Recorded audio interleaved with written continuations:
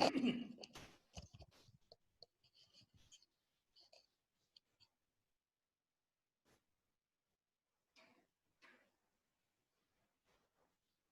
वालेकुम स्टूडेंट्स।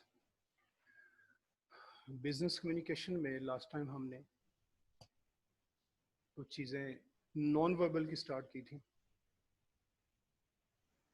तो non verbal में हमने देखा था कि कुछ टाइप्स हैं नॉन वर्बल की, कौन कौन से कंपोनेंट्स हैं जिनकी बेस पे हम कहते हैं कि नॉन वर्बल कम्युनिकेशन बन जाती है।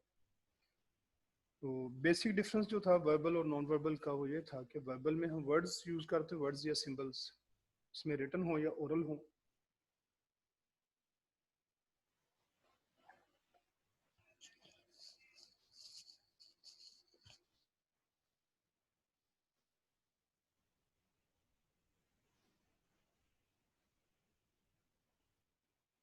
Yes Zeeshan,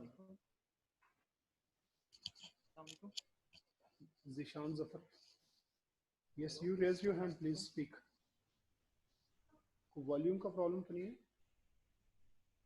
sir? वॉल्यूम है, वॉल्यूम का प्रॉब्लम है।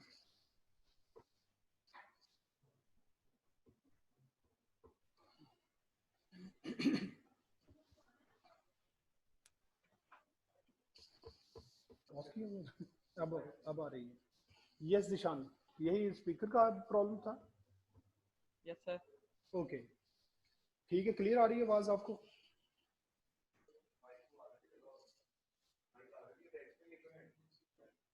अच्छा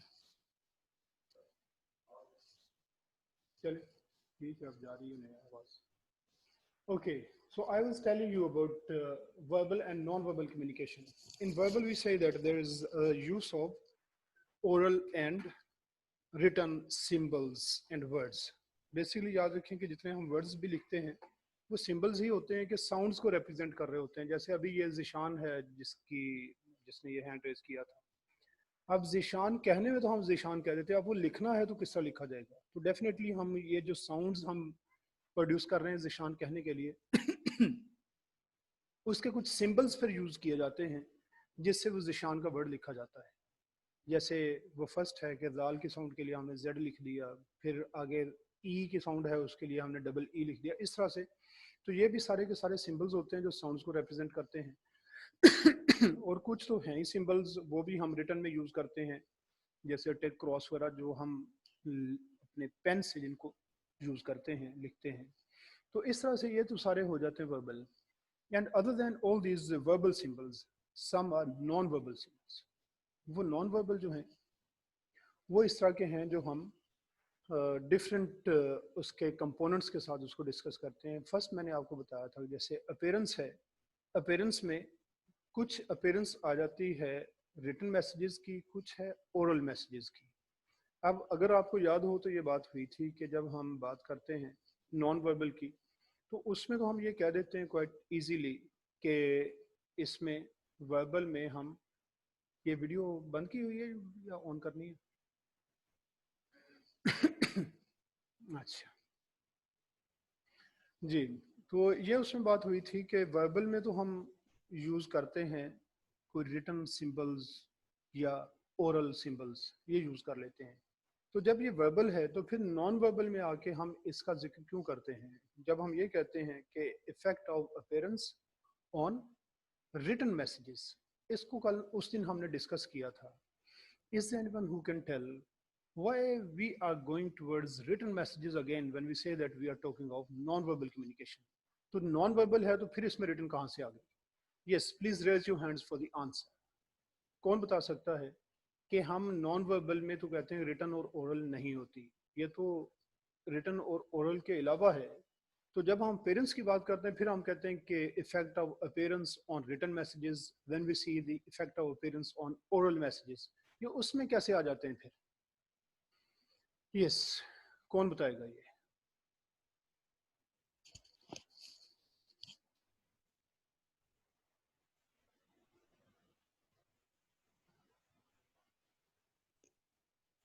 यस हमजा। सर उसके लिखने के पैटर्न से अंदाजा लगा सकते हैं देख के। अच्छा, तो ठीक है, ये आंसर तो आपका ठीक है। ये है कि जब हम रिटर्न की बात करते हैं, वो रिटर्न तो होती है, तो यहाँ तो हम नॉन वर्बल चेक कर रहे हैं, तो वो वर्बल कैसे है और नॉन वर्बल तो आपने बता दिया, वर्बल कैसे बनेगी वो? लेकिन नॉन वर्बल का आपका आंसर बिल्कुल ठीक है, तो वर्बल कैसे है वो?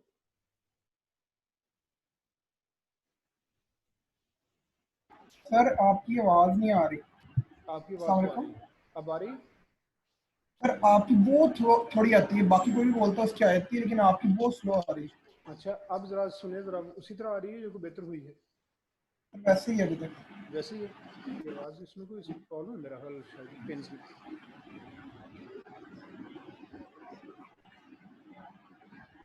उसे इधर से मैंने उतार के लगाई थी वो।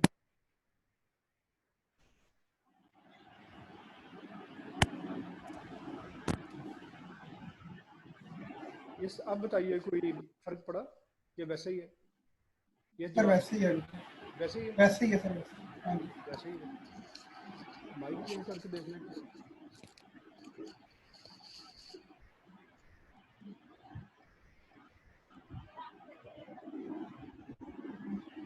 वो पड़ा हुआ है, वो किसका है? एक दिन इधर से इसने निकाला था, इसमें मेरा हल अब्दुल कयूम,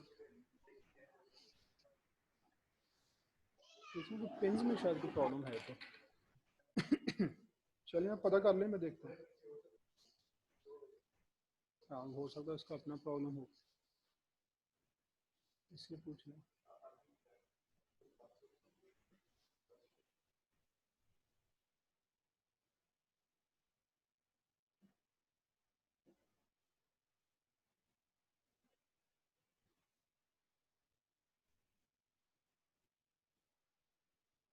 इधर इनके आइसॉन नहीं हो रहे। यस, ये बाकी स्टूडेंट्स बता सकते हैं कि आपको आवाज़ आ रही है मेरी क्लियर या नहीं आ रही? सर अब कोई फर्क पड़ रहा है वैसे। जी, सर अब पहले से काफ़ी बेहतर हो गई। बेहतर हो गई। शायद मुझे पेन्स में प्रॉब्लम है शायद यहाँ पर। सर पिछले सर की तो बिल्कुल ठीक आ रही थी। और नहीं, बस वो मेरा तो पेन्स में प्रॉब्लम हो जाता है जहाँ से अटैच करते हैं ना, शायद उसमें होगा। अब क्या ठीक है? अब आप ऑडिबल है, ये समझ आ रही है आपको? बेहतर है, बेहतर है सर पहले जी। से। सर सही है, सर सर सही है, ओके देन। सही है सर, सही है।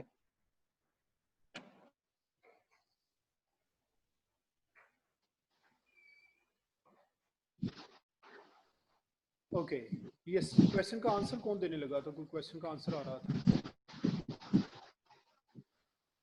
हमजा था। Okay, anyone else can raise the hand.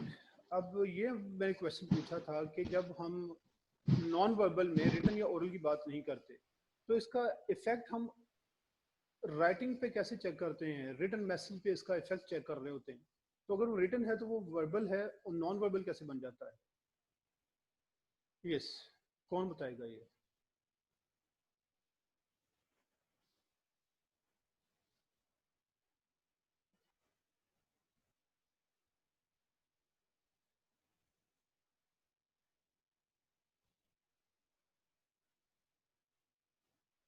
Yes, please raise your hands.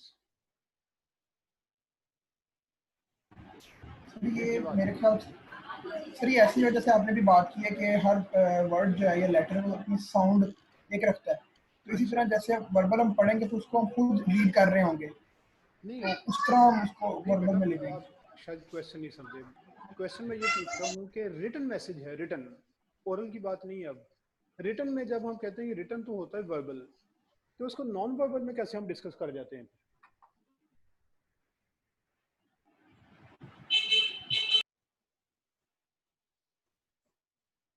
Yes Hamza. Sir उसके जो पैटर्न है उससे जो जिसने वो लेटर वगैरह लिखा होता है उसकी पर्सनैलिटी का अंदाजा लगाया जा सकता है कि वो किस तरह सोचता है या ये किस ठीक है, तरह लिखता है। ये हो गया नॉन वर्बल। ये वर्बल कैसे बनेगा अब? वर्बल सर, वर्बल पता नहीं है अभी ये। देखिए रिटन वर्बल है ना। Yes sir Kashif. अगर सिंपली रिटर्न लिखा होगा, यानी कि कोई कलरिंग ना की होगा, सिंपल एक ही सीक्वेंस में लिखा हो, तो वो वर्बल हो जाएगा। सर अगर उसमें हम कलरिंग कर दें या बोल्ड कर दें, जिसमें हमें पता चल रहा हो कि ये चीज अलग है और ये अलग, इसका मीनिंग अलग दे रहा है, तो नॉन वर्बल में आते हैं। अगर हम बोल्ड नहीं करेंगे तो Yes, अनबोल्ड sir. में तो एक कोई मैसेज देगा सर ना। वो कलरिंग में आ जाएगा। देखिए कलर आप अगर हम कलर कर दें, कलर आप नहीं करेंगे तो ब्लैक तो होगा ना, कम से कम वो कलर तो वो भी है। Yes sir. कलर तो वो भी है। वो सर एक सिंपल, सर वर्बल में एक सिंपल कलर आ गया, थ्रू और सारा हमारे पास टेक्स्ट एक ही फॉर्म में नहीं, होगा। जब बात बेटा कलर की है ना तो फिर वो नॉन वर्बल ही है, वो चाहे कलर कोई भी हो। यस अहमद आपने रजा। कहा था कि वो स्पेसिफिक यानी कि इसका साइज होता है और यानी कि स्पेसिफिक साइज होता है उसके मुताबिक वर्बल पता लगता है कि वर्बल है। नहीं, ये सारी बातें जो है ना कि साइज वगैरह जो होती है ये सब नॉन वर्बल की बातें हैं ना। बात तो ये कि वर्बल कैसे होगा अभी है। Yes, anyone else?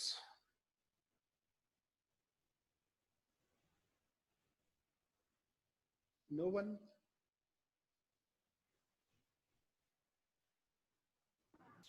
Yes Haroon? Sir जो मैसेज लेके जाएगा दूसरे रेसिपिएंट तक, जिस तरह वो डिलीवर करेगा वो वर्बल होगा।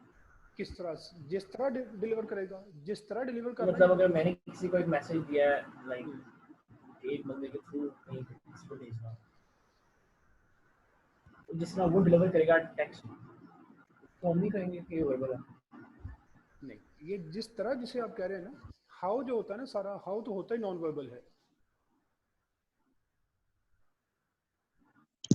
अस्सलामुअलैकुम सर। जी वालेकुम अस्सलाम व रहमतुल्लाह।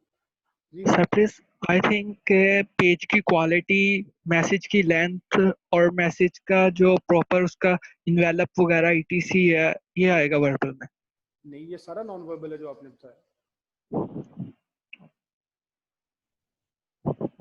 अब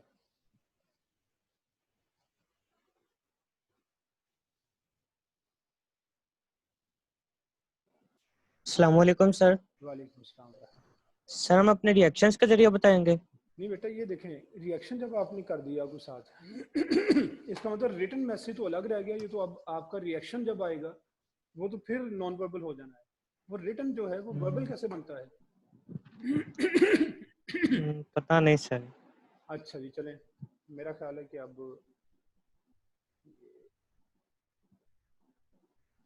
तवस्सुल। यस तवस्सुल बेटा, आप बताओ। सर मेरे ख्याल से अगर नॉन वर्बल, अगर वर्ड्स या सिंबल लिखे होंगे तो फिर वो वर्बल कहलाएगा। वो सिंपल क्या चीज़ है जैसे आप सिंपल कह रहे हैं? जैसे अभी वो एक बच्चे ने सर बताया ना वो। जैसे जी जैद के लिए जेड हमने लिख दिया सर, इस तरह नहीं। अगर हमने ज्यादा लिखा वो लेंथी थोड़ा सा, तो फिर हम देखेंगे ये नॉन वर्बल में आ जाएगा। अच्छा, एक्चुअली ना मेरा ख्याल है कि आप नॉन वर्बल आपने ज़्यादा इजीली समझ लिए, वर्बल शायद समझ में नहीं आ रही है, हालांकि वर्बल कॉमन चीज़ है ज़्यादा।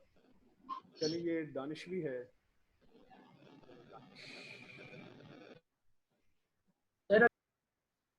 Yes Danish.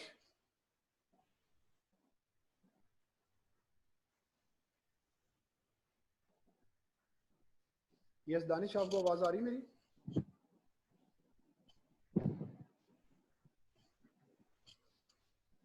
Okay, then I'll tell you because it's taken a long time. अच्छा जी, इसमें याद रखें कि जो वर्ड्स के मीनिंग्स है ना, वर्ड्स के मीनिंग्स उन सबको हम समझते हैं ये वर्बल है। अदर देन मीनिंग्स, अब ये जो वर्ड्स के मीनिंग्स आप निकाल रहे हैं ना, अगर उसको हम साइड पे कर दें तो बाकी सारा कुछ नॉन वर्बल बचता है। अब वर्ड्स क्या है ये देखिए, मैं यहाँ पे लिखता हूँ कि आपने लिखा माय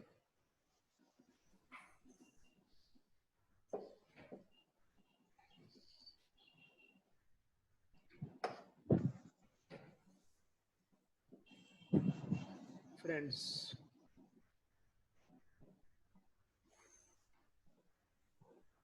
प्ले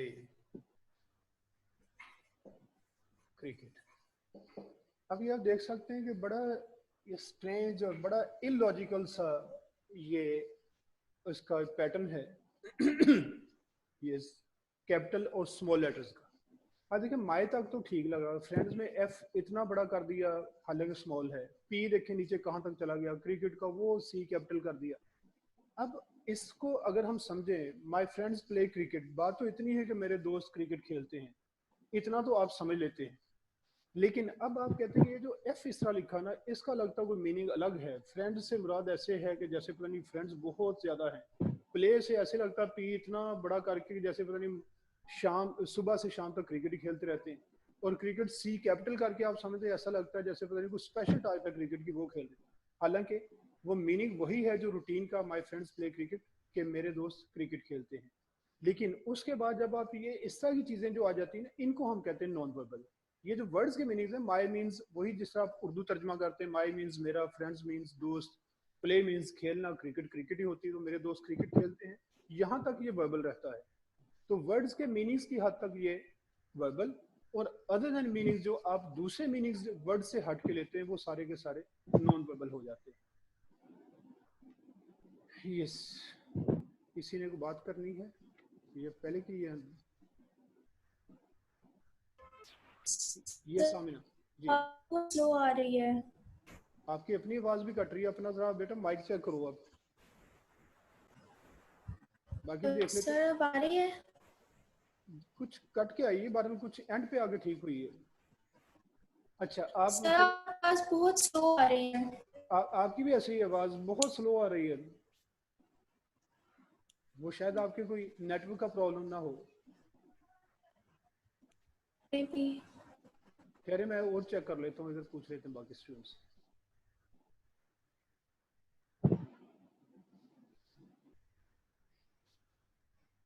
यस, ये असद, असद बेटा आवाज आ रही है आपको मेरी?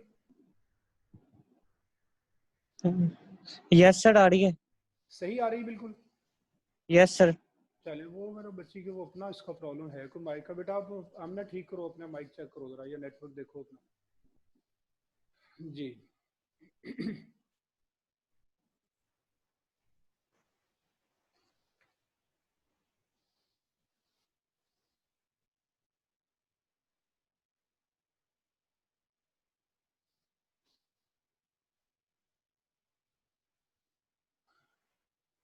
ओके, तो हम ये बात कर रहे थे कि अगर तो जो वर्ड्स के डिक्शनरी मीनिंग्स लिए जाते हैं, अगर तो वही मुराद हों, उस सूरत में हम ये समझते हैं कि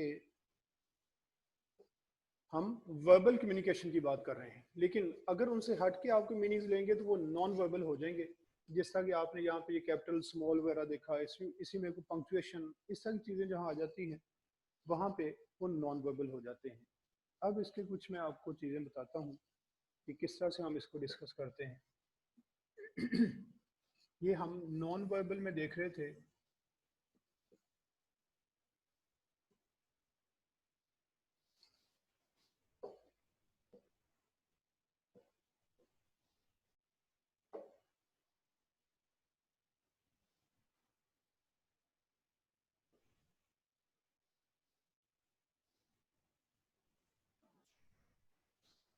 यस, कायनात जी बेटा। जी लो सर जी, आप कहाँ से पढ़ा रहे हैं? नहीं नहीं, अभी ये बुक से नहीं है, वो बुक वाला जो होगा वो आपको बताऊंगा। ये अभी सिर्फ आपको अंडरस्टैंडिंग देनी है वर्बल और नॉन वर्बल की, उसकी बात हुआ। अच्छा ठीक है।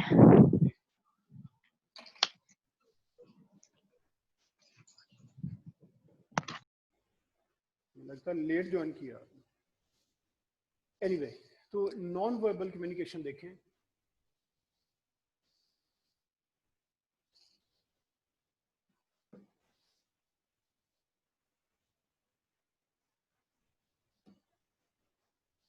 ये अभी याद रखिए कि अभी हम बुक में से ये स्टार्ट नहीं कर रहे, बुक से हम कल इंशाल्लाह स्टार्ट करेंगे।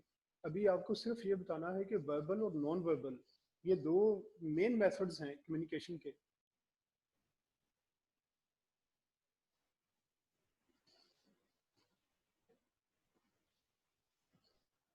यस हारिस। सर प्लीज आपकी वॉइस बहुत लो आ रही है सर, प्लीज। Volume problem. थोड़ा सा लाउड सर कर दिएगा। करते हैं, देख लेते हैं, अभी चेक करते हैं।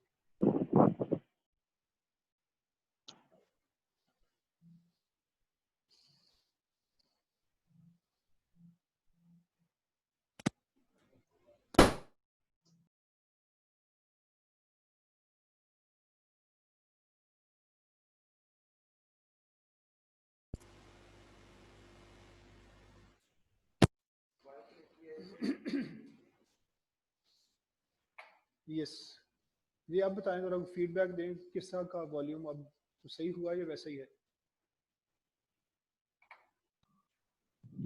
यस कायनात, ये बेटा आवाज आ रही है आपको? जी सर, बहुत स्लो आ रही है और हमें कुछ समझ नहीं आ रहा। हम न्यू कमर्स हैं, तो आप पिछला लेक्चर रिपीट कर सकते हैं? आपने आज ज्वाइन किया? हाँ जी। अच्छा, अभी तो हम इनिशियल बातें कर रहे हैं, बुक में से अभी स्टार्ट ही नहीं किया। ये तो वर्बल और नॉन वर्बल की बात हो रही थी। पहले मैं थोड़ा सा इसके बारे में बता दूंगा आपको ये क्या हाँ है। जी ठीक है, थैंक यू। वॉल्यूम ठीक नहीं है ये? नहीं सर जी, बहुत स्लो आवाज आ रही है, कुछ समझ नहीं आ रहा। ये स्टार्ट से ही ऐसी आ रही है, अब बाद में हुई है कम? हाँ जी, स्टार्ट से ही ऐसे आ रही है। चले फिर आप थोड़ा सा होल्ड करें फिर। ठीक है।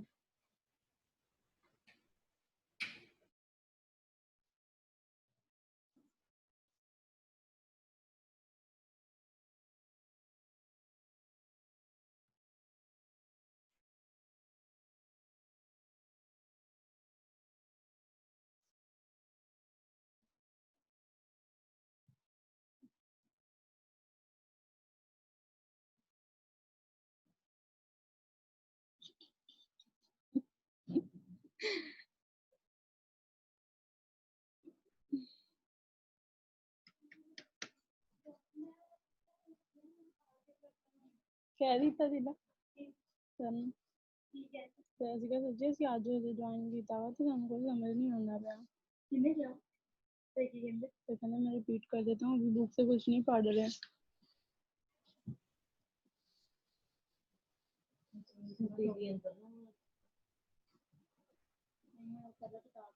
नवी ले आओ, मैं भी अगले साल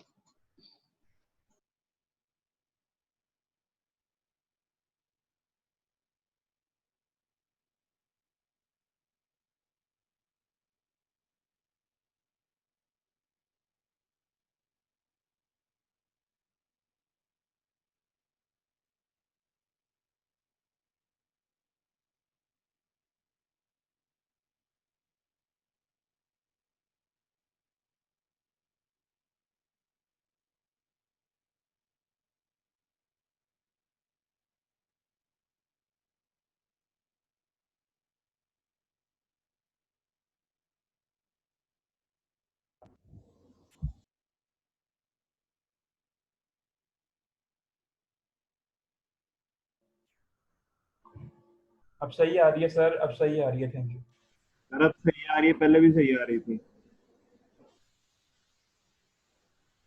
वलीद जाहिद, वलीद जाहिद। जी सर। यस सर, आवाज पहले भी ठीक आ रही थी।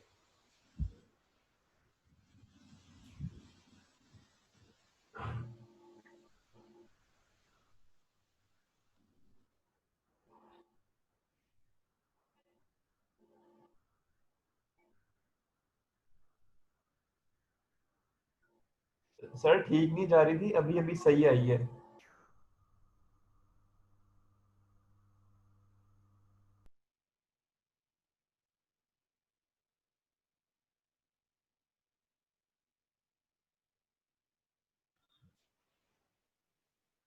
अस्सलाम वालेकुम सर।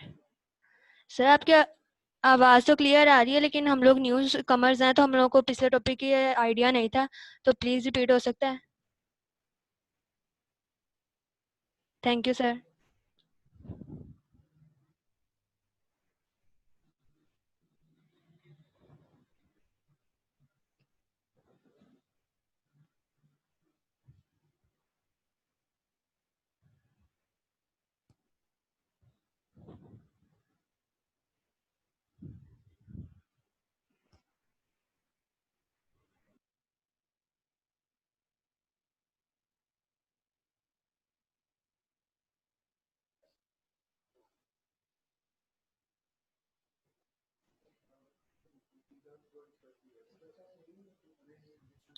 सर वैसे ही आ रही है लेकिन क्लियर है। फर्क पड़ा या वैसी है जो अभी पहले मैंने चेक करवाई आपको? सर जी वैसे ही आ रही है लेकिन बिल्कुल क्लियर है। क्लियर है बिल्कुल? हाँ जी। पहले क्लियर नहीं थे? पहले भी क्लियर थी। अच्छा। यस हारिस। सर प्लीज आपकी वॉइस तो क्लियर है लेकिन उसकी क्वालिटी बहुत ज्यादा लो है। अब दरम्यान में कहीं फर्क भी पड़ा या वैसी रही है? Sir please I think so that ये माइक का इशू नहीं है, आप थोड़ा सा लाइट बोल रहे हैं इसलिए प्रॉब्लम ना हो।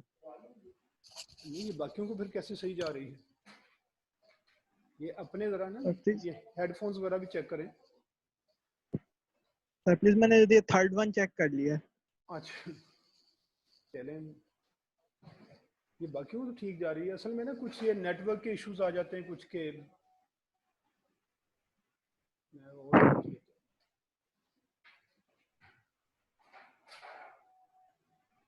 सर प्लीज पहले आईटी के टीचर और मैथ्स उनमें तो ये प्रॉब्लम वॉल्यूम का बिल्कुल भी नहीं होता, सिर्फ आपके लेक्चर में होता है। अच्छा वो हो सकता है मेरे हेडफोन्स में हो, हेडफोन्स अपने अपने सबके, माइक अपना अपना, ये भी इसमें इशू आ गया हो। चले ठीक है।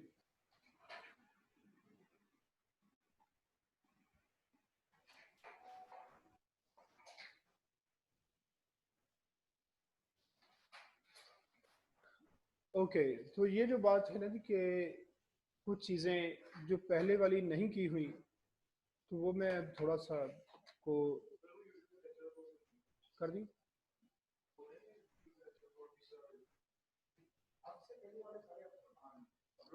अच्छा अच्छा बच्चों ये भी सुन लो कि ये आपके जितने पिछले लेक्चर्स हैं, प्रीवियस लेक्चर सारे उस पे यूट्यूब पे अपलोड कर दिए गए हैं, इसलिए आप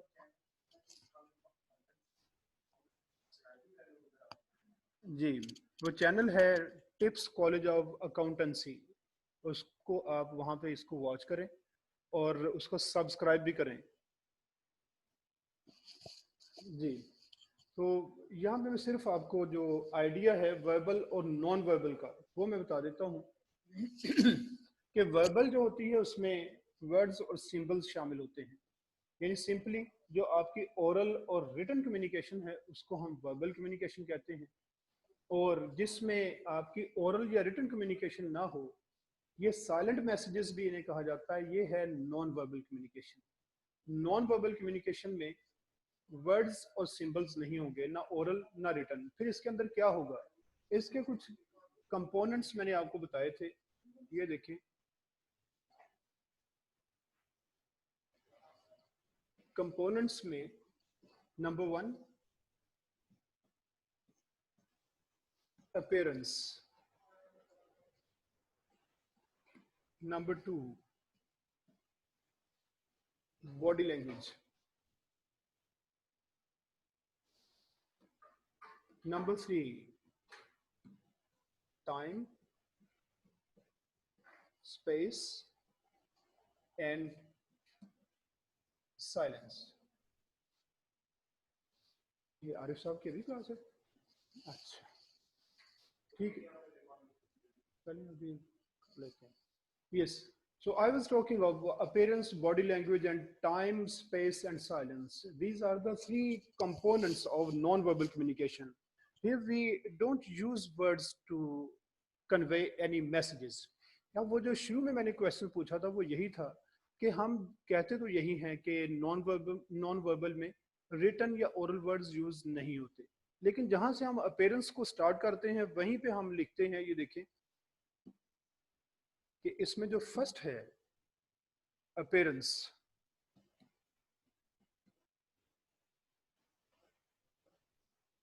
अपीयरेंस में हम कहते हैं कि इसका इफेक्ट हम 2 तरह से चेक करते हैं, जैसे इफेक्ट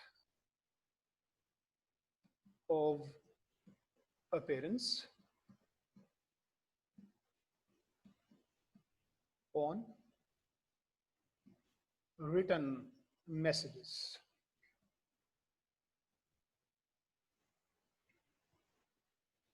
और सेकेंडली हम कहते हैं कि effect of appearance on oral messages.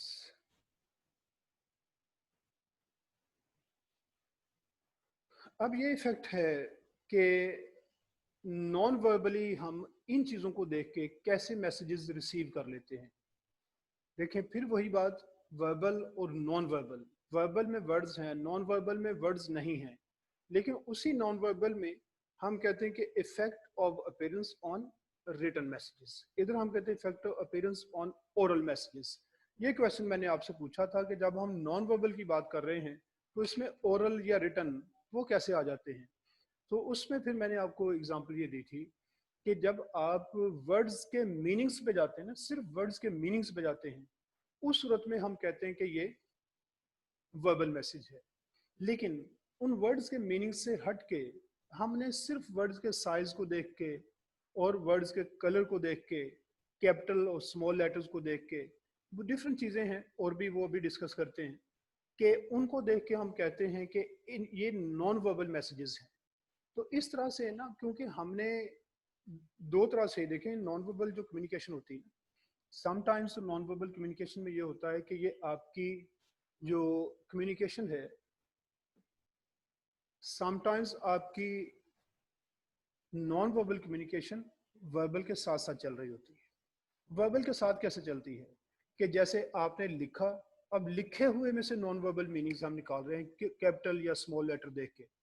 अब देखिए इसमें एक एग्जांपल देता हूं आपको मैं कि आपने कहीं पे ये कहा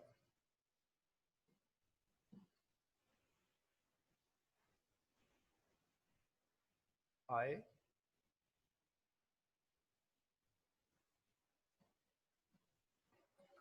will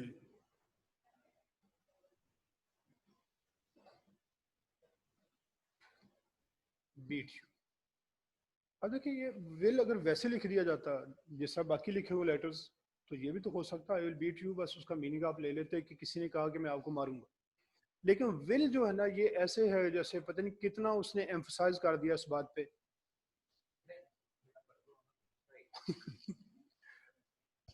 सर अगर तो बच्चों दुआ नहीं है फिर सर पढ़ाओ उसकी।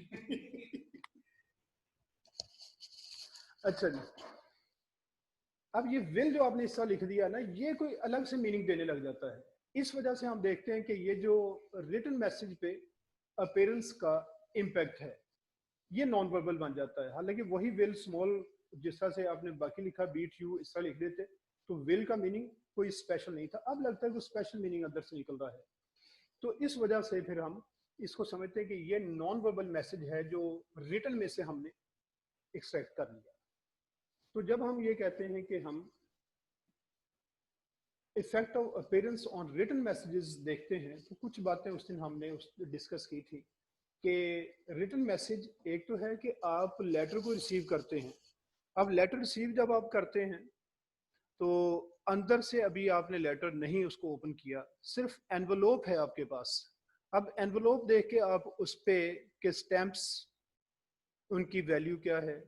अब उस दिन मैंने एग्जांपल दी थी कि अगर 3 लेटर्स आप रिसीव करते हैं, 3 एनवलोप्स हैं आपके पास, एक एनवलोप पे टिकट्स हैं को 100 रुपीज़ के, एक पे है 20 रुपीज़ के और एक पे कोई स्टैंप नहीं लगी हुई।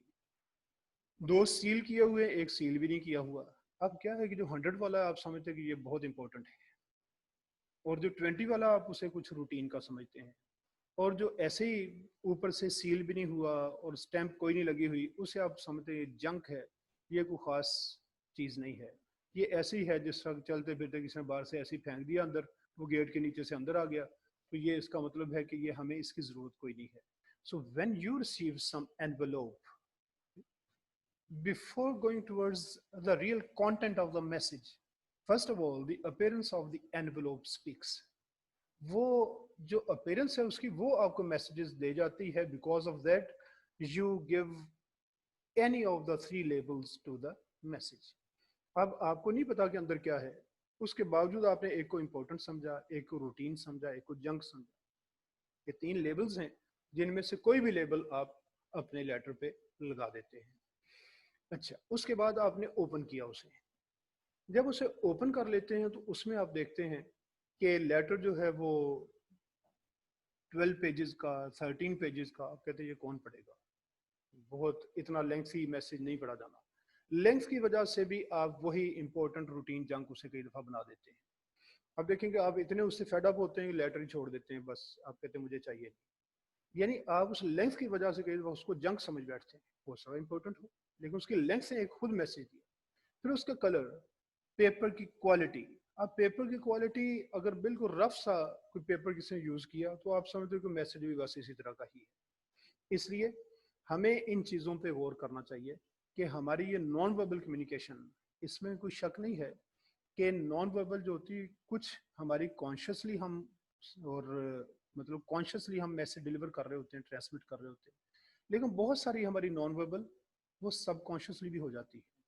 सबकॉन्शियसली क्या है कि देखें कुछ चीज़ों को आपने ठीक कर लिया, आपने पेपर अच्छी क्वालिटी का यूज़ कर लिया, स्टैंप्स अच्छी लगा दी, ऊपर सील अच्छी तरह से कर दिया और फॉन्ट साइज वगैरह चीज़ें आपने सारा कुछ सही मैनेज कर लिया, लेकिन उसके बावजूद आपके जो मैसेज के अंदर आपकी टोन जो थी उसने ये समझा कि ये हमें मजाक कर रहा है, लेकिन आप मजाक नहीं कर रहे थे। इसका आप क्या कर सकते हैं? लेकिन कोशिश है कि हमारा ऐसी हमारी टोन बन जाए, ऐसा इमेज बने थ्रू दैट मैसेज कि जो डिसेंट हो। लेकिन अगर वो ऐसा ना हो सके तो इसमें हम क्या कर सकते हैं? जो मेजर्स हम अडॉप्ट कर सकते हैं वो करने चाहिए। उसके बाद ये सब कॉन्शियस कम्युनिकेशन, क्योंकि मेन मैसेज ये नहीं होता, लेकिन सब कॉन्शियस को अगर हम इतना ज़्यादा फोकस करने लग जाएं तो वो कॉन्शियस कम्युनिकेशन हमारी ख़राब हो जाएगी। तो कॉन्शियसली हम जितना कर सकते हैं वो करना चाहिए, बाकी फिर छोड़ देना चाहिए। तो यहाँ पे जब हम अपेयरेंस की बात करते हैं तो एनवेलोप की अपेयरेंस और लेटर जो अंदर है उसकी अपेयरेंस, ये चीज़ें मैटर करती हैं।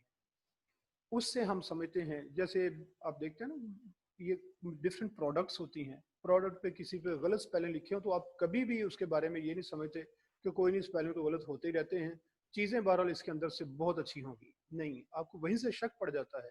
कम्युनिकेशन में हम यही समझते हैं कि अगर आपने अपने लेटर के अंदर फॉर्मेट सही आपने फॉलो ना किया, देखिए इसमें फॉर्म्स होती हैं, हम कहते हैं ब्लॉक फॉर्म्स हैं, फुल ब्लॉक है कि आप लेफ्ट से सारी सारी चीज़ें स्टार्ट करते हैं, कुछ लेफ्ट पे रखते हैं, कुछ राइट पे रखते हैं, ये मॉडिफाइड ब्लॉक फॉर्म है, डिफरेंट फॉर्म्स लेटर राइटिंग की।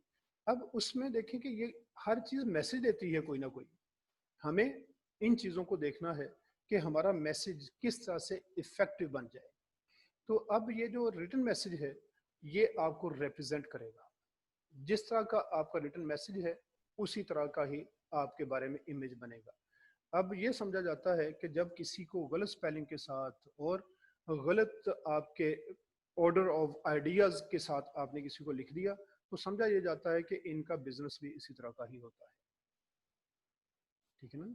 अब देखें कि आप कितने लोगों को, कहीं किसी शॉप पे जाते हैं, किसी ने आपको थोड़ा सा वो मिसबिहेव किया, आप कहते हैं हमें इनकी चीज़ें पसंद नहीं है, हालांकि चीज़ें आपको पसंद थी, चीज़ें पसंद थी तो आप स्टोर पे जा रहे हैं बार बार, लेकिन मिसबिहेव किया, आप कहते हैं कि ये इनकी चीज़ें को खास है।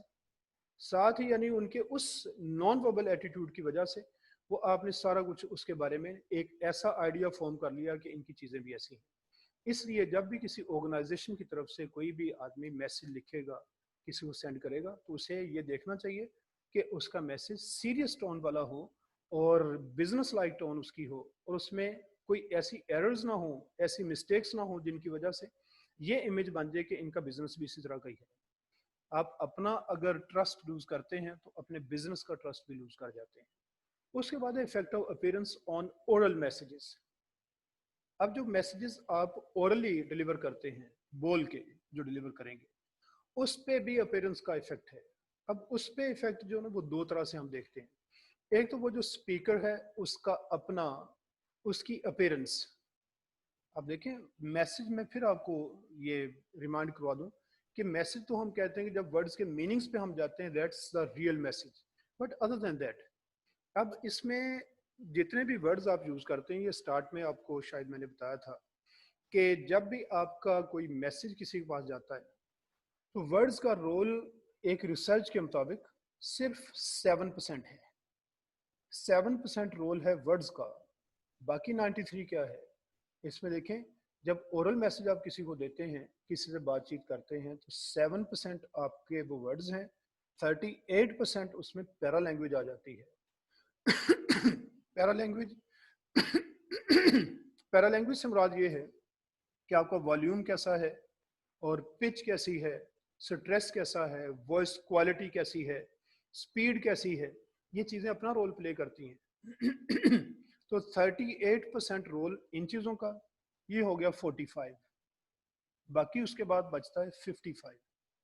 तो 55 में फिर बाकी वो भी सारी नॉन वर्बल चीज़ें।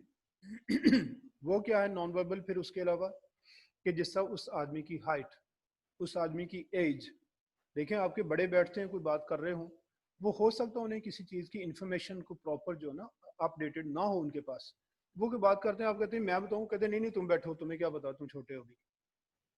अब ये बात देखें, छोटा होने की वजह से बात तो नहीं सारी गलत हो जाती, लेकिन जो एज के साथ जो मैच्योरिटी है बात में, जो उस बात की वैल्यू है, वो थोड़ी एज के साथ वो वैल्यू नहीं बनती। इस वजह से ये बाकी चीज़ें देखें कि वो जो स्पीकर है उसकी हाइट अपना रोल प्ले करेगी, उसमें उसका ड्रेस रोल प्ले करेगा, उसका उस वक्त का पोजेशन कि उसके पास उस वक्त मोबाइल किस तरह का है, पेन किस तरह का है, अब ये चीज़ें अपना रोल प्ले करेंगी। अब ये चीज़ें जब आती हैं तो हम कहते हैं कि ये जो इफेक्ट ऑफ अपीयरेंस है, इसमें स्पीकर की अपनी अपीयरेंस वो रोल प्ले करती है। उसका हेयर स्टाइल कैसा है, उसने दाढ़ी रखी है या मूछें रखी हैं, ये दोनों रखी हैं या एक है एक नहीं है, हेयर स्टाइल है तो वो किस तरह का है, अगर कोई लेडी है उसकी ज्वेलरी कैसी है, मेकअप कैसा है, कॉस्मेटिक्स जो वो यूज़ करती है, ये चीज़ें अपना रोल प्ले करती हैं, ये मैसेज देंगी। देखिए एक बड़ा आदमी, बड़ी एज का आदमी, बड़ी एज से मुराद चले बहुत बूढ़ा नहीं, यूँ समझे कि कोई 35-40 साल का कोई हो, वो आपको किसी बात पे कहता है कि मैंने थप्पड़ मारना तुम्हारे, अब उसकी हाइट, उसकी एज, ये चीज़ें अपना मैसेज साथ दे रही होती हैं, और आप समझते हैं कि बाकी ये तो लड़ाई वाली बात हो रही है। लेकिन यही बात घर में कोई 4-5 साल का बच्चा कह दे कि मैंने आपको थप्पड़ मारना है, तो आपको ज़रा भी फील नहीं होता कि लड़ाई होनी है। अब वर्ड्स वही हैं, इसलिए कहा जाता है ना कि वर्ड्स के बारे में अक्सर स्टूडेंट्स से मैं कहता हूँ, तो किसी पोइट ने जो कहा था ना कि आग लहजे की दिल जलाती है, लफ्ज़ आतिश फशा नहीं होते, कि ये जो लहजा आपका है ना, उसने असल में मीनिंग देना है साथ। वो 38% जो मैंने कहा था ना, जिसमें आपकी tone, pitch, volume, speed, stress, ये चीज़ें सारे अपना रोल प्ले करती हैं। फिर उसके साथ बाकी जो मैंने बताया ना 55 में उसकी हाइट, उसका dress, hair style, jewellery, cosmetics, ये सारी चीज़ें अपना रोल प्ले करती रहती हैं। ये है जहाँ पे स्पीकर की अपीयरेंस आती है। उसके बाद अपीयरेंस आती है उसकी सराउंडिंग्स की, जिन सराउंडिंग्स में वो स्पीकर मैसेज दे रहा है। पर आपने स्टार्ट तो नहीं करना अभी? नहीं आया, मैं इसलिए पूछ रहा हूँ टाइम इसी में ना वेस्ट हो जाए।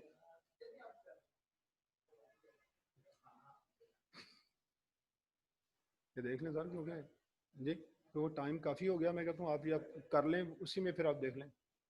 हाँ जी चलें ठीक है जी, बाकी फिर कल हम इंशाल्लाह करेंगे, सर आरिफ की क्लास है। हाँ जी, आवाज़ जो ना क्या कहते हैं कि